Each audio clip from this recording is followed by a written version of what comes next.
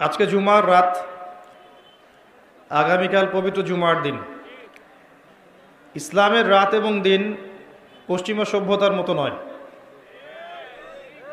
পশ্চিমা সভ্যতার রাত দিন হচ্ছে রাত 12টা থেকে দিন 12টা। ইসলামের রাত এবং দিনের সংজ্ঞা হচ্ছে সূর্য ওঠা এবং ডোবার সাথে। অলরেডি আমরা জুমার রাতে প্রবেশ করেছি।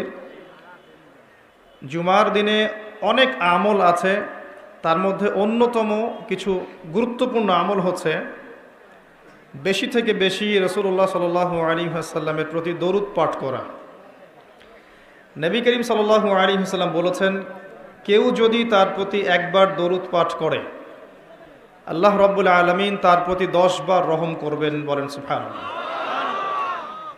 তার আমল নামায় 10টা নেকি লেখা হবে, 10টা গুনাহকে মাফ করে দেয়া হবে এবং তার মর্যাদা 10 গুণ বাড়িয়ে দেওয়া হবে।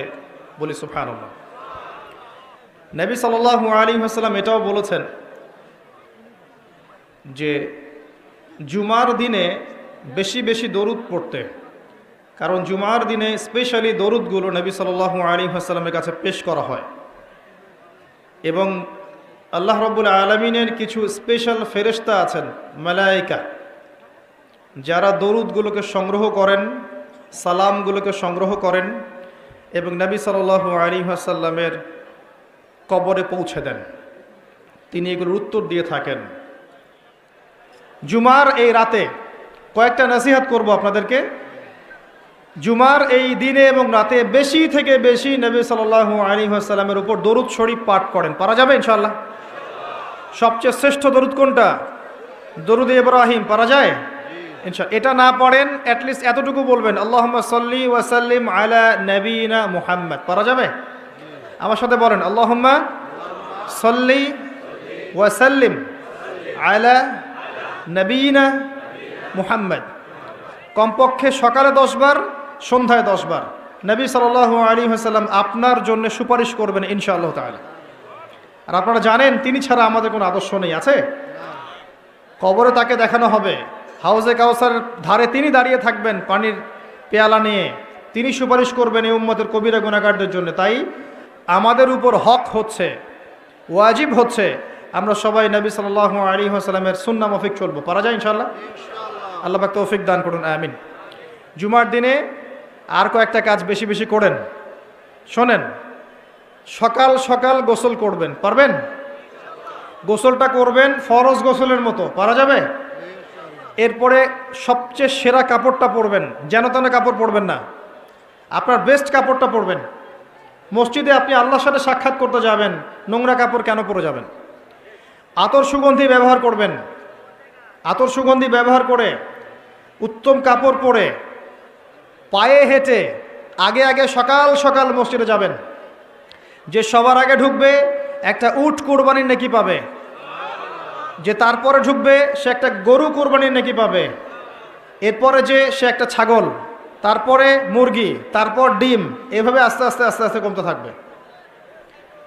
যখন ইমাম খুতবা শুরু করে দিবেন, ফেরেশতারা নাম নোট করা বন্ধ করে দিয়ে বসে যাবেন।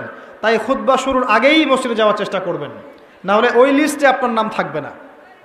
কথা কি বুঝতে পারছেন? খুতবা শুরু হলে ফেরেশতারা এই মসজিদের দরজা থেকে খাতা গুটিয়ে খুতবা শুনতে বসে পড়েন। আর এগুলো আপনি চোখে দেখতে পারবেন না। আর সায়েন্স আমাদেরকে যা শিখিয়েছে, যা চোখে যেটা দেখা যায় না সেটার কোনো অস্তিত্ব নাই। এবং ইমামের কাছাকাছি বসলো, খুতবা মনোযোগের সাথে শুনলো, কাউকে কষ্ট দিল না এবং কারোর সাথে টু শব্দ পর্যন্ত করলো না। কেউ পাশে কথা বললে সে বলল না চুপ করো, এতটুকু বলল না। ইমামের সাথে নামাজ শেষ করলো, সালাম ফিরালো। আল্লাহর নবী মুহাম্মদ সাল্লাল্লাহু আলাইহি ওয়াসাল্লাম বলছেন, এই ব্যক্তির আমল নামায় প্রত্যেক পদক্ষেপের বিনিময়ে 1 বছরের নামাজ, 1 বছরের রোজার নেকি দেয়া হবে। এই কাজটা আমরা সহজেই করতে পারি আজকে। আর 2টা কাজ বলে শেষ করছে। 1, জুমার দিন একটা সময় আছে যেই সময় দোয়া কবুল হয়। দোয়া যেটাই করবেন সেটাই কবুল ইনশাআল্লাহ, যদি আপনার রিজিকটা হালাল হয়।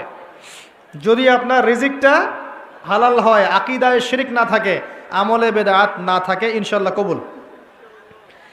সময়টা হচ্ছে ইমাম খুতবা শুরু করার পর থেকে সালাম ফিরানো পর্যন্ত, এই সংক্ষিপ্ত সময়। আরেকটা বর্ণনা এসেছে সময়টা হচ্ছে আসরের নামাজের পর থেকে মাগরিব পর্যন্ত। দুটা সময়কেই কাজে লাগানোর চেষ্টা করা যাবে, পারা যায়? এই সময়টুকু মূল্যায়ন করার চেষ্টা করি। আল্লাহ পাক তৌফিক দান করুন। যা চাওয়ার, ব্যক্তিগত, পরিবারের, সমাজের, রাষ্ট্রের যা চাওয়ার চেয়ে নেন, ইনশাল্লাহ কবুল হয়ে যাবে। আরেকটা নসিহত, জুমার দিনে এই বইটা খুলেন, এই কিতাবটা খুলেন। কি নাম এই কিতাবের নাম? কি? এখানে একটা সূরা আছে। কত নম্বর সূরা? 18 নম্বর সূরা। মাশাআল্লাহ। সূরা কাহফ জুমার দিনে তেলাওয়াত করেন, এক জুমা থেকে আরেক জুমা পর্যন্ত আল্লাহ পাক আপনার জীবনটাকে ঈমানের নূর দিয়ে ভরে দেবেন ইনশাআল্লাহ।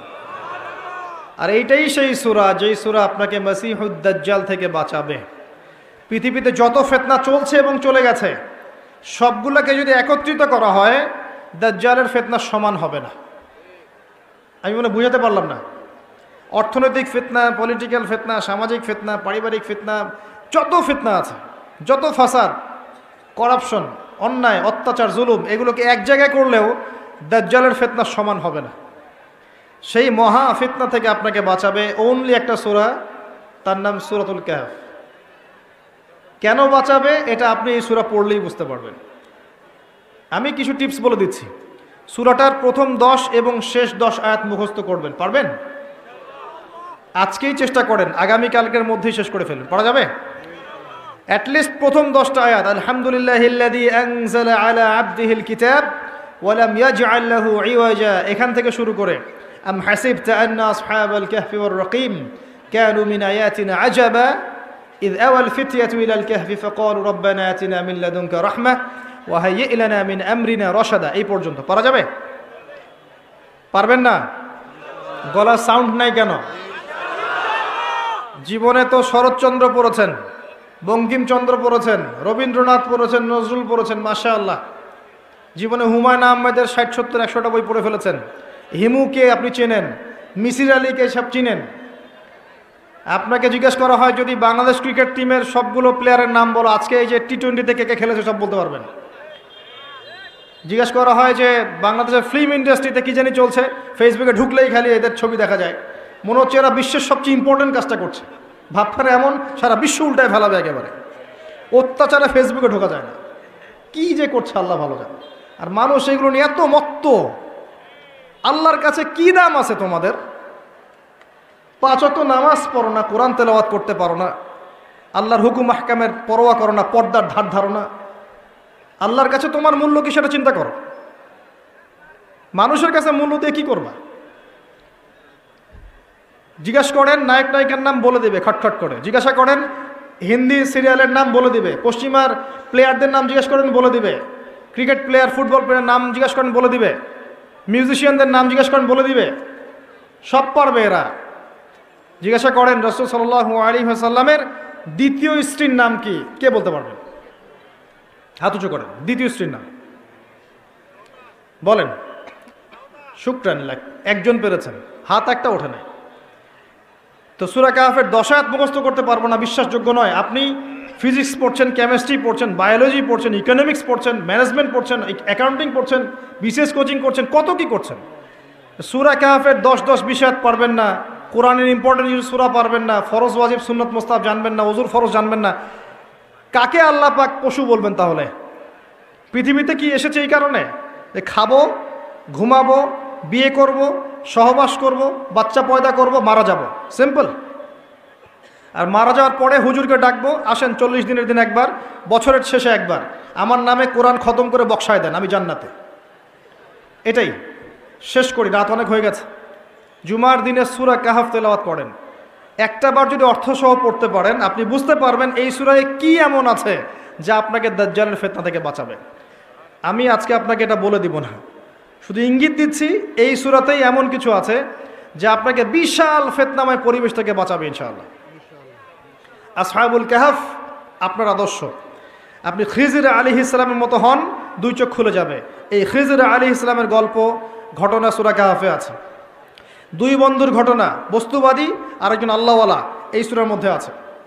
যুলকারনাইন আলাইহিস সালাম যিনি মাশরিক মাগরিব বিজয় করেছিলেন, যেমনটা ঈসা আলাইহিস সালাম করবেন, এই ঘটনা এই সূরার মধ্যে আছে। আসহাবুল কাহফ যারা ফিতনাময় পরিবেশ থেকে চলে গিয়েছিলেন এবং আল্লাহ পাক তাদেরকে সেফ করেছেন, ফিতনা থেকে বাঁচিয়েছেন, এই ঘটনা এই সূরার মধ্যে আছে। ক্লু দিয়ে দিলাম, আপনি মিলিয়ে বের করেন এই সূরায় কি আছে যা আপনাকে মাসিহুদ দাজ্জাল থেকে বাঁচাবে। আল্লাহ পাক আমাদের সবাইকে জুমার দিনে এই সুন্নাহ মাফিক জীবন যেমন করার তৌফিক দান করুন। আগামী রমজান পর্যন্ত আল্লাহ পাক আমাদেরকে বাঁচিয়ে রাখুন। রমজানে আমাদের ইবাদত বন্দেগী বাড়িয়ে দিন। আল্লাহ পাক আমাদের সবাই নেক হায়াত হালাল রিজিককে প্রশস্ত করুন।